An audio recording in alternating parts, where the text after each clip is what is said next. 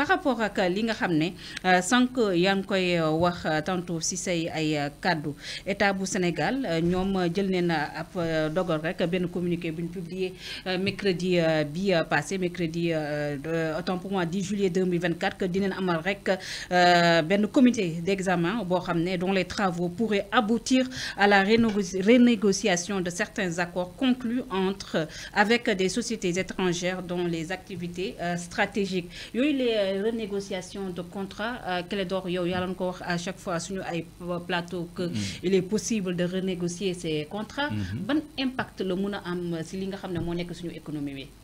Premier impact. Oui. Le tout petit exemple moi, du contrat de l'ANER, on aura 1740 villages électrifiés au lieu d'environ 1000 villages. Donc, impact bi renégociation di am mooy day am lu muy dugal d'abord ci économie parce que état day am plus. Exemple, Eiffage paye 1000 francs le kilomètre ou le kilomètre carré, je crois, par an. Tu te souviens de cette histoire-là, rocambolesque? Maintenant, il en est autrement. Loolu dafa changer. Donc, loolu bu changer, ki daan fay 1000 francs bu fay prix normal, donc loolu day dugg ci caisse Sénégal. Donc, ki nga xam ni dañ ko teggiloon impôt. bu ñu ko nee léegi da ngay fay impôt day am luy dugg ci caisse Sénégal. loo xam ni Sénégal da ci am un pourcentage plus élevé. Par exemple, le bloc de Yakar Teranga. Maintenant, le Sénégal est majoritaire avec 34% sur ce bloc. Parce que BP s'est retiré. Donc, il a distribué ses actions à Cosmos et Petrosen au prorata de leurs actifs. Parce que Petrosen, 15% à la montre. Donc, l'État s'est retrouvé avec 35%. Cosmos a 32% pour un nouveau partenaire. Nous, nous avons 1%, nous avons 34%. Donc, il faut que ben angle de négociation parce que Sénégal fofu mën na dépasser ces 34%. Parce que le nouveau partenaire qui vient li ñu soxla ci mom rek moy mu réaliser les engagements de travaux contractés par Cosmos. Tout à fait. Donc lolu je crois que 20% doy na ci. Donc il faut bien négocier les contrats. Té 20% boko joxé day joxé li ñuy wax prise de participation manam dafa am ben cash bu muy duggal ci joint venture bi ci co-entreprise bi. lu bokkul ak royalties yi muy am royalties mooy redevance parce que kii def ay engagement de travaux boo ko fayee en redevance loolu aussi day mel ni contrat de service boo xam ne moom day liggéey ba pare gis ci boppam donc mën nga ni par exemple $2 par mètre cube produit wala par baril liquide produit dans la limite de tel volume ou dans la limite de tant d'années c'est à négocier donc gis ngeen le cas du fer jóge na ci Kumba Resources dem ci ArcelorMittal léegi ñu ngi ko téye di xaar beneen partenaire tamit ça veut dire que lu ñu mën a renégocier la mais tous les contrats miniers à mon avis doivent être renégociés parce que c'est de mauvais contrats muy zircon bi muy or bi muy tout jusqu'au phosphate war nañu renégocier surtout ICS war nañu xoolaat de près ICS dafa war a dellu ci moomeelu Sénégal comme moyen de production yi Sénégal di jënd loolu yëpp dafa war a dugg ci moomeelu Sénégal. Donc de ce point de vue war nañu mën a renégocier contrat yu bëri dans l'intérêt du Sénégal parce que contrat yu bëri respecté wul intérêt du Sénégal. tegoon naa fi fii benn extrait vidéo Macky Sall boo xam ni su ko Moustapha retrouvé woon ba tegaat ko da ngeen di jaaxle parce que dafa doon kaas ni tubaab yi dañ ko imposer. ay textes de référence ay code minier ay code pétrolier imposé ko ay exonération fiscale yi mu tuddee woon holiday tax yoo xam ne ñoom duñu fay jamais taxe et il s'en plaignait da ko doon jooy comme si lui c'était pas un président de la République. C'est vrai. Donc aspect yooyu comme la Côte d'Ivoire qui a renoncé à ses exonérations sur les industries extractives depuis 2010 war nañu mën a dem dans le sens de revoir certains aspects des contrats parce que c'est léonin. Sénégal moo ciy perte donc impact bi mooy ki daawul fay impôt buy fay impôt c'est des milliers de milliards yu dugg ce 10% bu évoluer c'est des milliards yu dugg tamit bu fekkee ni positionné nga le secteur privé national dans l'actionnariat loo xam ni day des ci dëkk bi la en plus maintenant de la transformation yi nga xam ni kooku ça dépend des politiques envisagées. Merci beaucoup Clédor. On avance Clédor. Bataille nous décide lancement des premiers tests pour une turbine de 100 MW au niveau de la centrale à gaz de West Africa Energy. Quel commentaire Clédor ngay def par rapport à ce lancement? On nous parle de 100 MW au niveau de la centrale à gaz de West Africa, un projet porté par le privé national aussi, mais nous bari dañoo jàpp ne aussi war nañ ko mën a jox li nga xam ne moo nekk état bu Sénégal. Est-ce que vous partagez li nga xam ne moo nekk avis boobu? Ben tout à fait. Li may commencer rek mooy c'est vrai qu'on a démarré la centrale. Oui. Par une unité qui produit 100 MW. Je rappelle que la centrale est une centrale d'une capacité de 366 MW. Léegi ñun li ñuy consommer totalement passewul 1200 MW. Donc centrale yu mel noonu bu ñu ci amoon 4 dañu am suñu autonomie énergétique. Donc loolu c'est une bonne chose, mais je rappelle aux Sénégalais que cette centrale ne fonctionne pas encore au gaz. Ah oui. Non, démarrage bob, c'est pas au gaz parce qu'ils ne peuvent pas encore fonctionner au gaz. Okay. Et je crois qu'ils auront du mal à trouver du gaz pour fonctionner. Ils fonctionnent avec du diesel oil. Pourquoi ils ont du mal à trouver ce gaz? Mais parce que d'abord, oui. BP a acheté la totalité de notre gaz. Je le dis tout le temps. Mais vous allez voir si West Africa va brûler du gaz. Et où est-ce qu'il va trouver le gaz qu'il brûlera? Amoul fi Sénégal. D'abord le gaz de Gadiaga. Sous Macky Sall, on a fait un arbitrage pour qu'on le donne à Sococim. Et non à Sénélec. Et la Cour suprême s'est prêtée à ce jeu en faisant sortir un arrêt en 2013, arrêt numéro 20, en date du 13 avril 2013, qui avait débouté l'État du Sénégal et avait abrogé un projet, avait annulé plutôt un décret de Ablaye Wade qui voulait que nous jox gaz bobu Sénélec parce que jamono yo dañu amone ay difficultés Sénélec.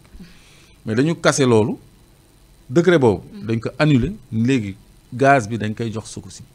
Kon tay ji West Africa fan lay jëlé gaz? West Africa, je soutiens la main levée que du am gaz légui. Mais pourquoi qu'il du am gaz? Légui ñun ana suñu gaz bi? Suñu gaz bi mu ngi ci anglais yi. Wa BP néna len fi Matar Cissé ak Mohamed Ould Abdel Vetta nous signé ben SPA ben contrat de vente et d'achat sur la totalité du gaz. Man kay wax rek nak mu melni léeboon ak lippoon fekk lu fi am la.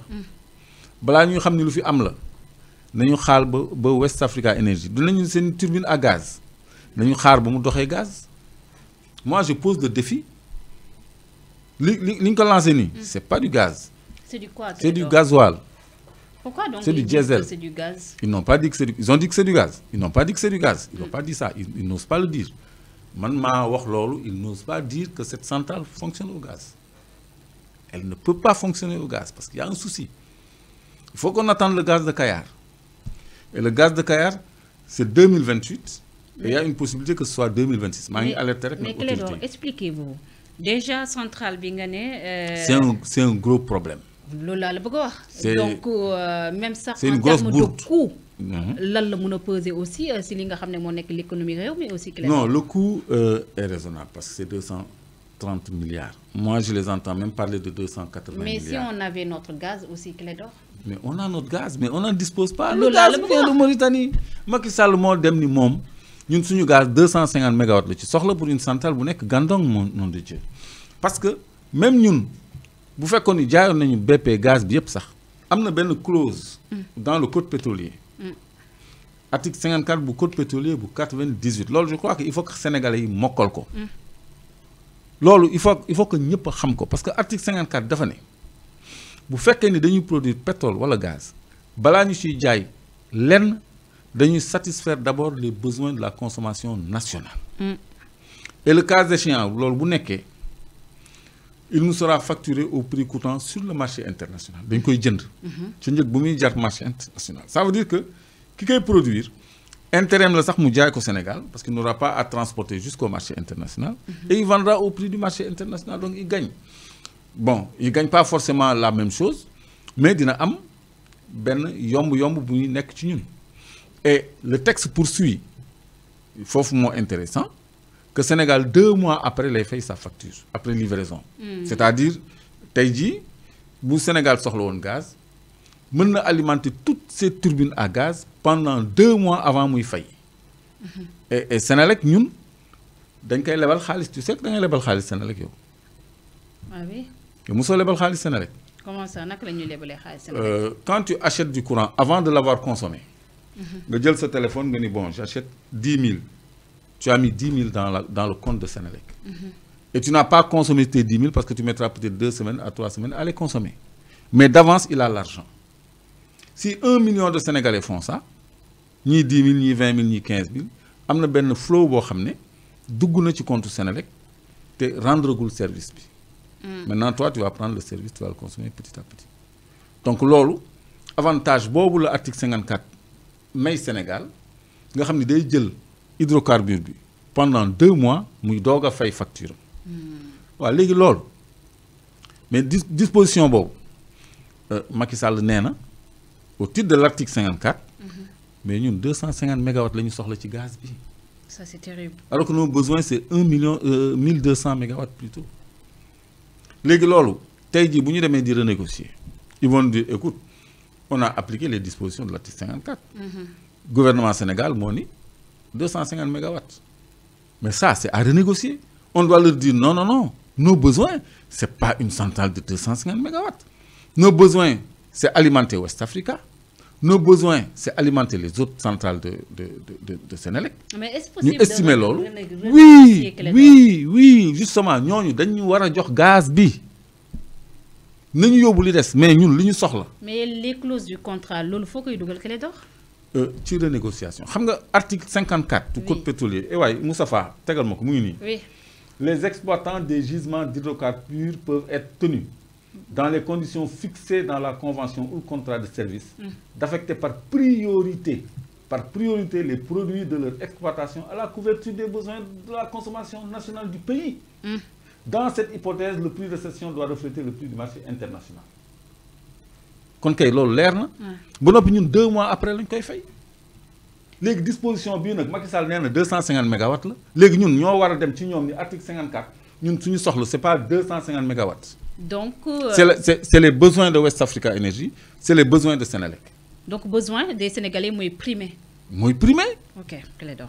lii par exemple voilà une disposition contractuelle boo xam ni angle de négociation de renégociation contractuelle. Article 54. Mais le Premier ministre a mis en place une commission chargée de renégocier les contrats. Donc, nous, pour la plupart, ils ont une certaine expertise. Je crois que l'IEP, ils obtenir de BP que nous avons. Sinon, West Africa, nous démarré. Mais du tal gaz. Parce que amul kuko meuna indil GNL fi parce que importation GNL c'est très très très strict, c'est très compliqué. C'est très très très compliqué. Elton defar na ben complexe méthanier au port investi ci 70 milliards pour stocker du gaz. Mom lañu bëggoon mu fournir West Africa GNL. Elton ne peut pas fournir du GNL à West Africa. Nafta lañu mëna lak té nafta mo gëna cher sax diesel bi. Pourquoi? Mais parce que on ne peut pas obtenir notre gaz. Mais vous pensez que c'est normal? Wallahi li may wax ni dama bëgg ñu léral ko. Clédor néna suñu gaz mënuñu ci jot. Sénélec mënu ci jot, West Africa, xam ngeen c'est pas mes amis, mais mënuñu ci jot. Man buñ ci jotoon moma gënal. Au nom du Sénégal et des dispositions de l'article 54 bi ñu wone fi sank. Mais mënuñu ci jot, ils ont tout vendu. Mais ça, c'est pas un débat quoi. Moi j'en parle à tue-tête, finalement ça me décourage parce que les gens s'intéressent beaucoup plus aux faits divers. Ouais, c'est sûr. Qu'à l'intérêt national. Mais imagine, nous avons du gaz bo xamné mën nañu alimenter centrale Sénélec yépp. Ñëgu courant bi wacc di jar ay kilowatts ay 25 francs.